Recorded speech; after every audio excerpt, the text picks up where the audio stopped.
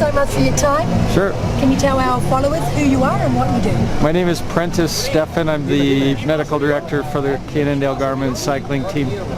Your role's really important. Talk us through the science of it. Well, a good day is when I don't have anything to do, but the guys do tend to get sick and crash. So I and my medical team, we stay plenty busy taking care of these guys, trying to keep them in the race, keep them competitive. I have 3 assistant team doctors, and we cover almost we cover all the important races, most of all the races that we do, and we deal with whatever comes up. Talk about Vuelta. What's hard on the body, you know? Well, the Grand Tours, in fact, France, Italy, and Spain, the medical staff, we cut them in half. So it's just too long for one doctor to be away from home. So in fact, I only arrived yesterday. So I've missed the first half. One of my assistants, Phil Stosky, took care of the first half.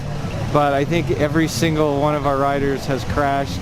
So we're dealing with issues subsequent to these crashes. A couple of them are having a little bit of respiratory, maybe a virus, maybe allergies. But this is a super hard race. Today is, I guess, maybe the hardest race ever in the Vuelta, maybe the hardest day in any Grand Tour. It's just up and down, up and down, up and down. Physically, they're prepared. Let's talk about the mental stuff. And I've interviewed world champions of MotoGP, downhill mountain biking. And a lot of them say, at the end of the day, the mental. Well, you know, I think of the entire athlete. There's, 7 or 8 systems that all need to be right. The lungs, the heart, the muscles, the bones, the ligaments, the stomach, the intestinal system, and definitely the head. The psychology is one of them. And the guy who wins on any one particular day has all of those in line. And so we focus on all of them. But definitely the psychology is super important. And if that one's gone, then you're not going to have a good day. The same as if your stomach's not working correctly, you're not going to have a good day. In considering all those factors, if I can ask a controversial question, the sport historically is controversial in its history.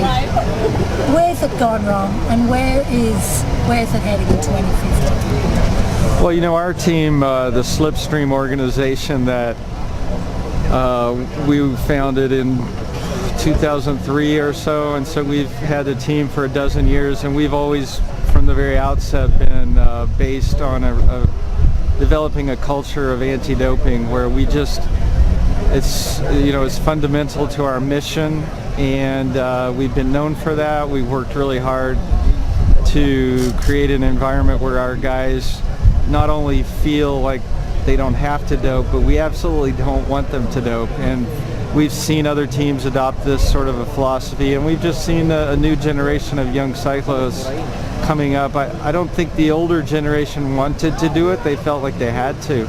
It was a cultural phenomenon that was just powerful. And so like anything, it's gradual change, and we feel really good about having been a part of that change, and we feel good about where we are right now in 2015. So would you find that if the sport is more open to the media, to the athletes, that's how you prove ability, that you're clean? Would that be fair to say, through social media? Well, I think the word there is transparency, and so we've definitely whenever possible tried to be transparent in what we do and how we do things, and I think the more of that's in our sport, the better.